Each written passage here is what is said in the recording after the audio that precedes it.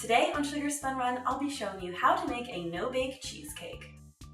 It has been really hot here recently, over 90 degrees every day, and I have not felt like turning on my oven. Fortunately, I have a great recipe for a no-bake cheesecake, and today I am going to show you how to make that.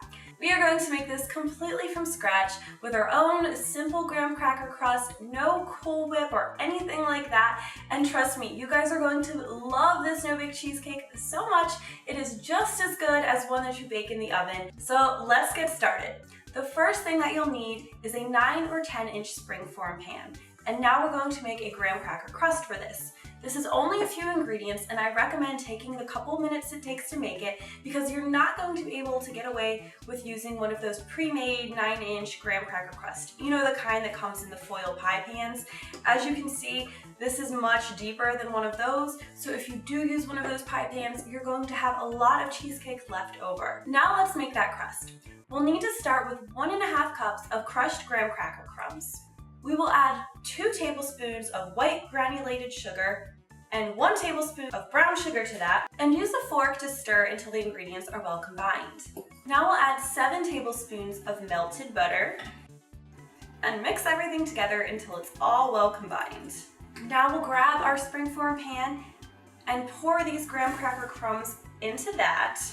And I like to use a measuring cup to tamp down the graham cracker crumbs into the bottom and up the sides of your springform pan.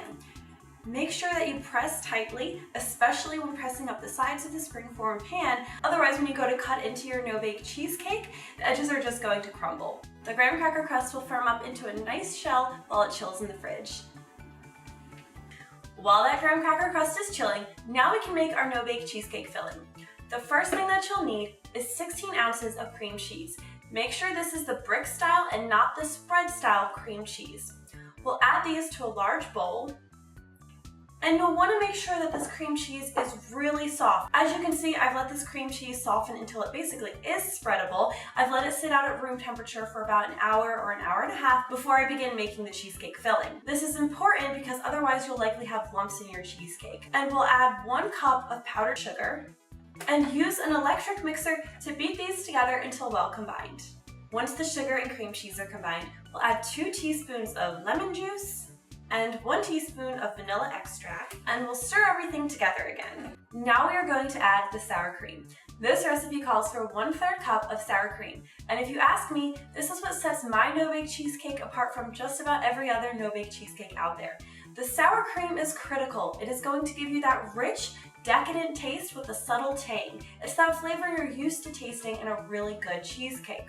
So add this into your other ingredients and stir everything together. Okay, now we're going to make the whipped cream, which is going to make the cheesecake nice and thick and help it to set up in the fridge. We'll set this batter aside. We're going to need 1.5 cups of heavy cream. We'll add this to our new clean bowl.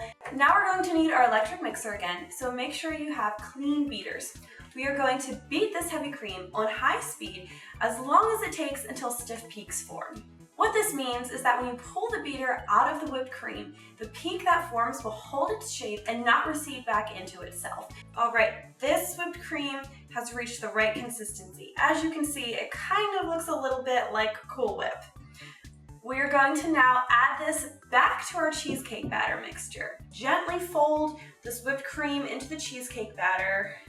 And now we'll give everything just a brief mix together with our electric mixer on low speed. We want to make sure that the whipped cream and the cheesecake batter are well combined, but you also don't want to overbeat it, so make sure you keep the mixer on low. Now we have our nice and thick no-bake cheesecake batter. So what we're going to need to do is grab that graham cracker crust that we have chilling in the refrigerator, and we'll pour this batter into our springform pan over our graham cracker crust. Smooth the batter evenly into the springform pan over your crust. And then to make things look nice and neat, I like to use an offset spatula to smooth over the cheesecake. Remember, this cheesecake isn't going to bake, so any lines or creases that you see on the top of the batter are still going to be there when it's done chilling. This cheesecake is going to need to chill in the refrigerator for about 4 hours before it's going to be ready to cut. Personally, I like to make mine the day before an event and let it chill overnight. All right, about 4 hours later, your no-bake cheesecake is ready to slice and serve. Let's take a look at it. You can serve this as is, or you can add your favorite toppings. I know some people like to add like cherry pie filling to the top of their cheesecakes. What I'm going to do is I made my homemade whipped cream recipe, and I'm just going to go around and decorate the outside ring of the cheesecake. Just for appearances. You can totally skip this step if you want. All right, let's go ahead and cut in. That is all there is to making your own no-bake cheesecake. This is smooth and creamy and rich. It is just as good as a cheesecake that would have spent 45 plus minutes in the oven. So I really think you're going to like it, and I hope you also appreciate how easy this is to make. Let's take a bite of this. Look at that texture. Guys, I'm gonna go eat this. I really hope you will try it out and let me know what you think. Thank you so much for watching, and I will see you next time.